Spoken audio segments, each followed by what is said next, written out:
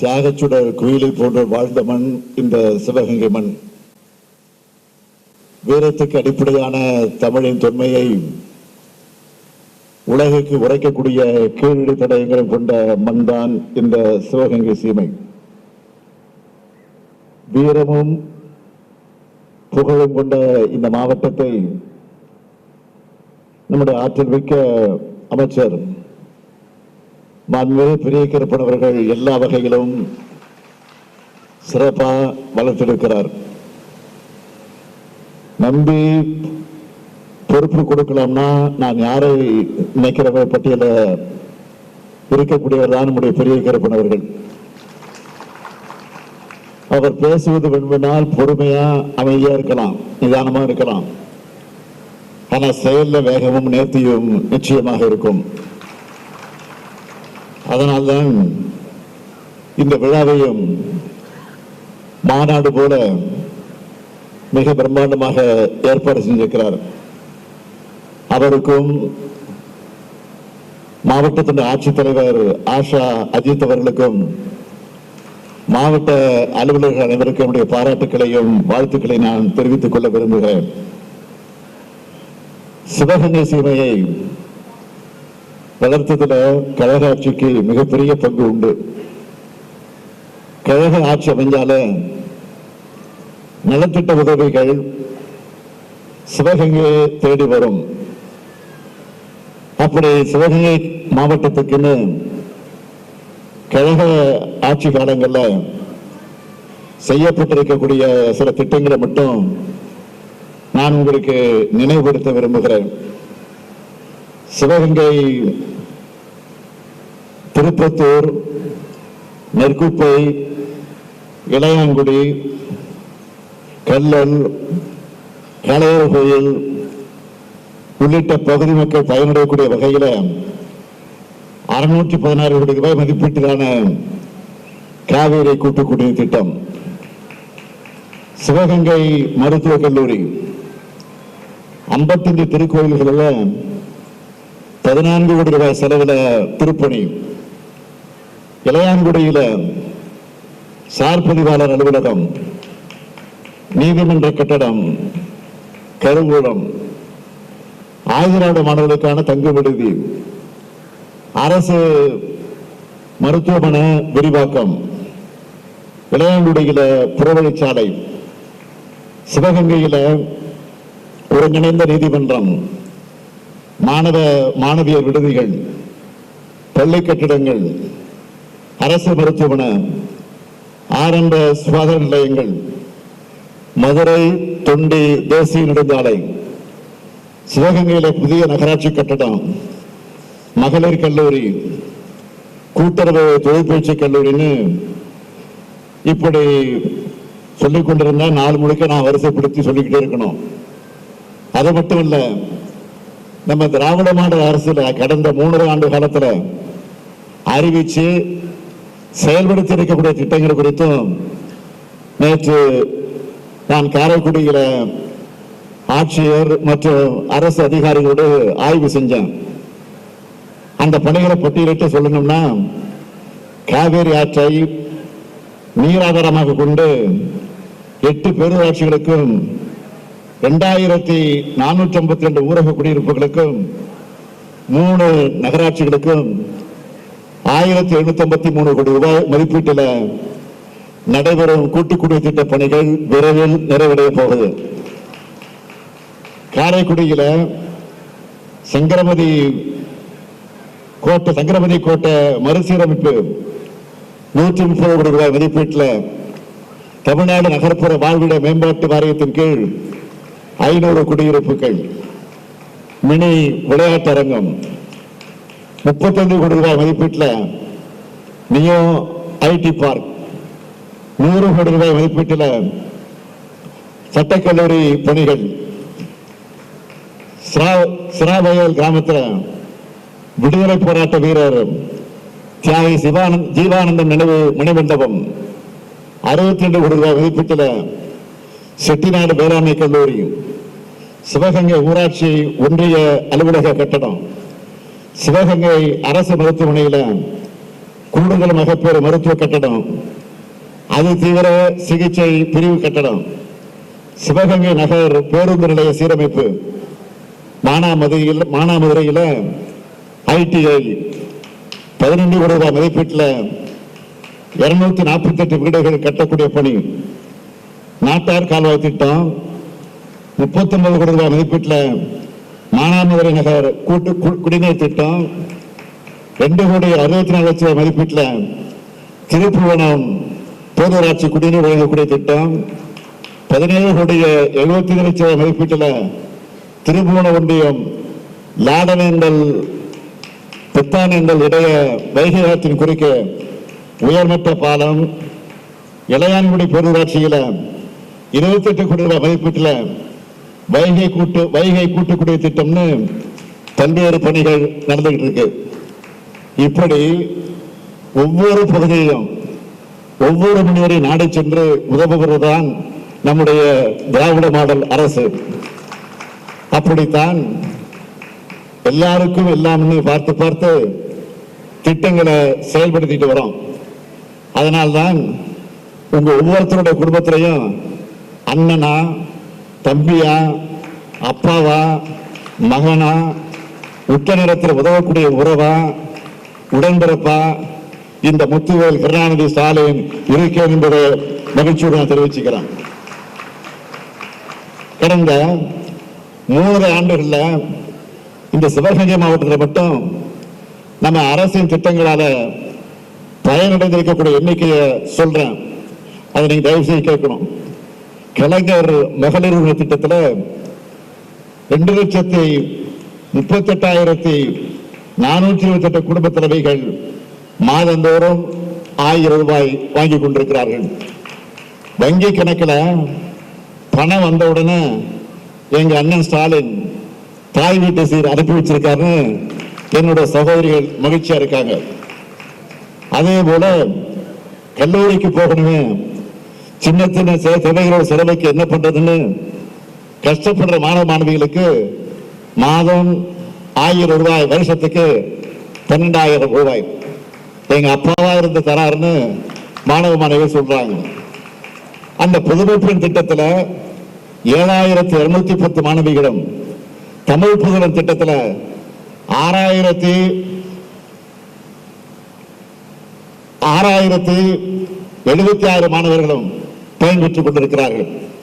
அடுத்து மகளிர் உதவி குழுக்களை பொறுத்த வரைக்கும் நான் மணிக்கணக்கில் மேடையில் நின்று வழங்கி இருக்கிறேன். கடந்த காலங்களில் துணை முதலமைச்சராக இருந்தபோது, உள்ளாட்சித்துறை அமைச்சராக இருந்தபோது, ஆக சுழல்நிதியால எத்தனையோ சகோதரிகள் சுயதொழில் செஞ்சு இன்னைக்கு முன்னேறி இருக்காங்க. அந்த திட்டத்தில் கணக்கெடுத்து பார்த்தா 855 கோடி ரூபாய் கடன் உதவி தரப்பட்டிருக்கு. பசியால மாணவ செல்வங்கள் அவதிப்படக்கூடாதுன்னு தொடங்கப்பட்ட திட்டம் தான் காலை உணவு திட்டம். அந்த திட்டத்தில் 37,000 மாணவர்கள் சுவையா வயிறார சாப்பிடுறாங்க. மக்களை தேடி மருத்துவ திட்டத்தில் 12 லட்சம் பேருக்கு சிகிச்சை அளிச்சிருக்கிறோம். மருத்துவ காப்பீட்டு திட்டத்தில் 1,34,000 பேர் பயனடைந்திருக்கிறாங்க. 62,000 பேருக்கு முதியோர் ஓய்வூதியம் கொடுத்திருக்கிறோம். 27,938 பேருக்கு மனைப்பட்டாக்கள் கொடுத்திருக்கிறோம். 23,553 பேரோட நகைக்கடன் தள்ளுபடி செய்திருக்கிறோம். 24,969 உழவர்களுக்கு பயிர்க்கடன் வழங்கியிருக்கிறோம். 8 லட்சம் உழவர்களுக்கு பல்வேறு உதவிகள் செய்யப்பட்டிருக்கு. 3,822 உழவர்களுக்கு புதிய இலவச மின் இணைப்பு வழங்கியிருக்கிறோம். 65 திருக்கோயில்களில் குடமுழுக்கு நடத்தி இருக்கிறோம். கழனிவாசல் கிராமத்தில் சிப்காட் வளாகம் அமைக்க நிலம் கையகப்படுத்தும் பணிகள் நடந்து கொண்டிருக்கிறது. இது மட்டுமல்ல, இந்த சிவகங்கை மாவட்டத்தில் இதுவரைக்கும் 91,265 பேருக்கு 38,52,55,476 ரூபாய் மதிப்பிலான நலத்திட்ட உதவிகள் வழங்கப்பட்டிருக்கு.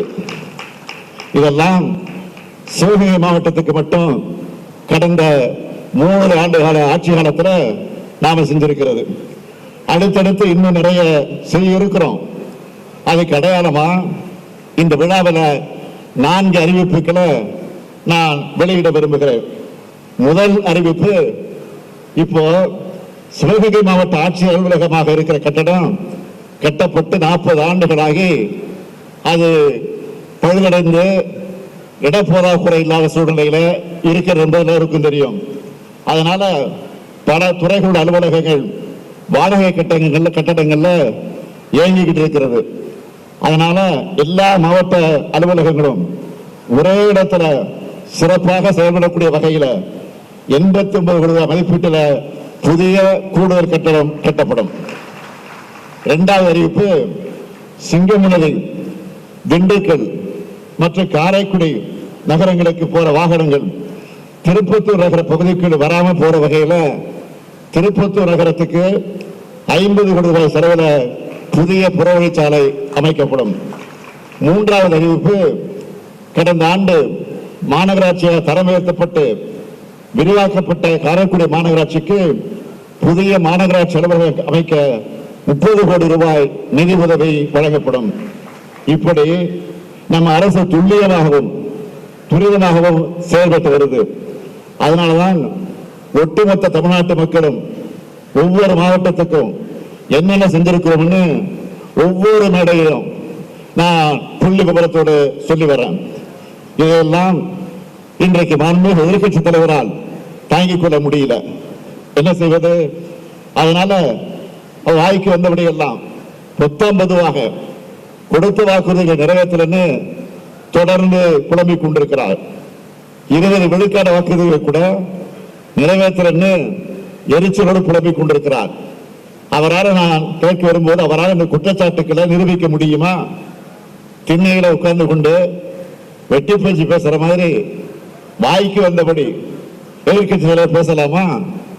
மக்கள் கிட்ட உண்மை எடுத்துச் சொல்ல வேண்டிய கடமையும் பொறுப்பும் எங்களுக்கு இருக்கிறது. காரணம் நாங்கள் அரசாங்கத்தில் இருக்கிறோம், அரசை வழிநடத்திக் கொண்டிருக்கிறோம். அதனால் புள்ளி விபரத்தோடு உங்களிடத்தில் நான் சொல்ல விரும்புகிறேன். 2021 சட்டமன்ற தேர்தலுக்கு திராவிட முன்னேற்ற கழகத்தின் சார்பில் கொடுத்த வாக்குறுதிகள் எவ்வளவு? 505. எல்லாம் கவனிங்க. கொடுத்த வாக்குறுதிகள் திமுக தேர்தல் அறிக்கையில கொடுத்த வாக்குறுதிகள் 505 வாக்குறுதிகளை கொடுத்திருக்கிறோம். அந்த 505 வாக்குறுதிகள்ல 389 வாக்குறுதிகளை நிறைவேற்றி இருக்கிறோம். இது மிச்சம் இருப்பது எவ்வளவு? 116. ஆக இன்னும் 114 வாக்குறுதிகளை நிறைவேற்றணும். அரசுல மொத்தம் 34 துறைகள் இருக்கு.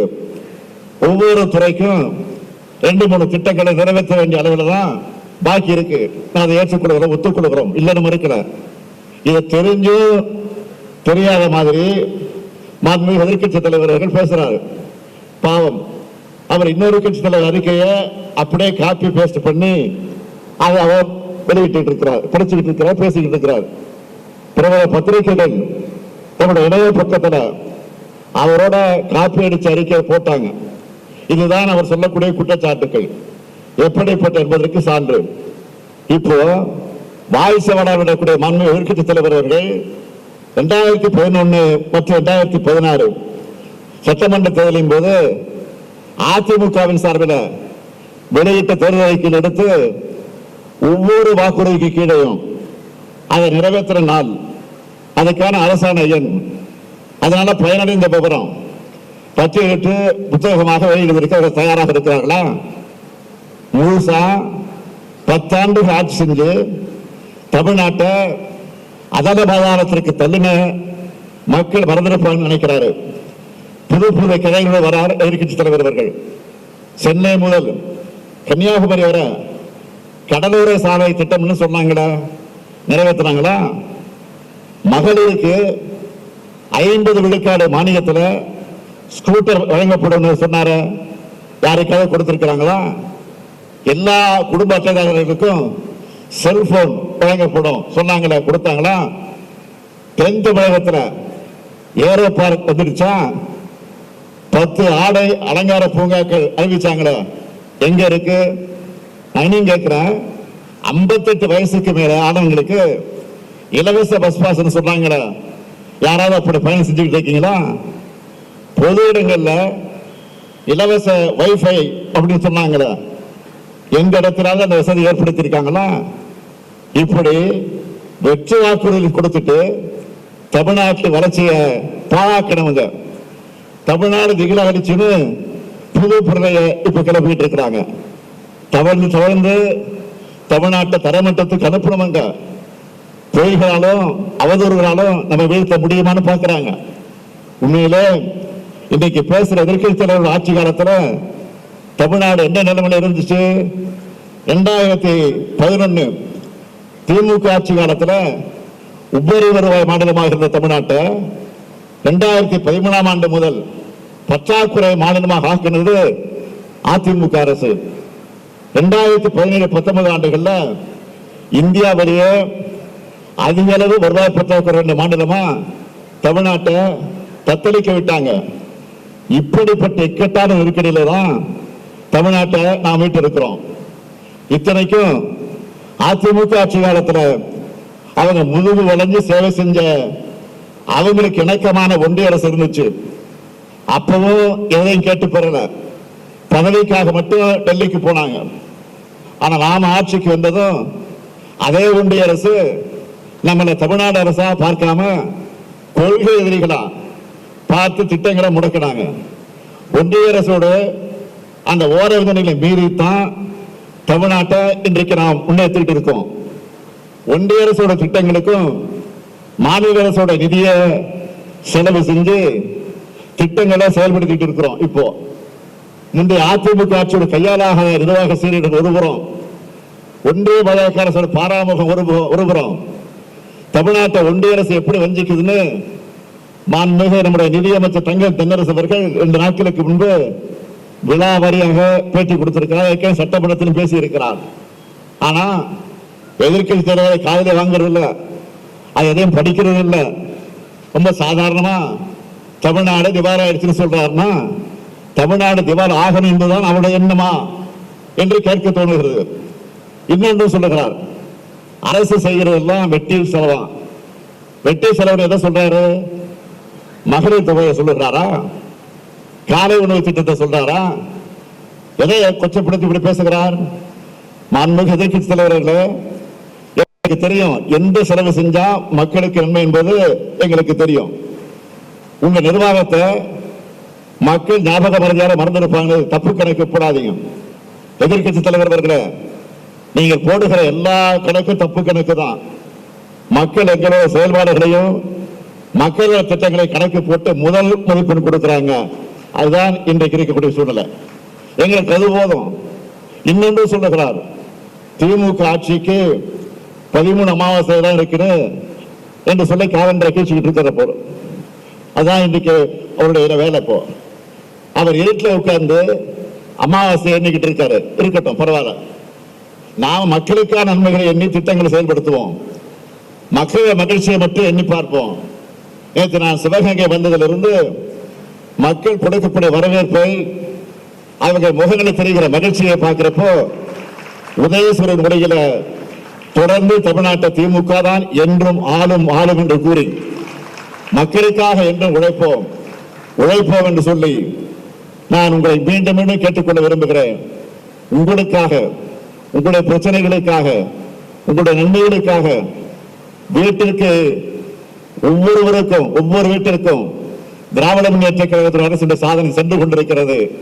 ஆக அது தொடரும் என்பதை மீண்டும் மீண்டும் எடுத்து சொல்லி, திராவிட முன்னேற்ற கழகத்தை பொறுத்தவரையில இன்றைக்கு மக்களோடு இருந்து பணியாற்றக்கூடிய ஒன்றுதான் என்பதை மீண்டும் உங்களுக்கு நினைவுபடுத்தி, மக்களுக்காக என்றும் உழைப்போம் என்று சொல்லி விடைபெறுகிறேன். நன்றி, வணக்கம்.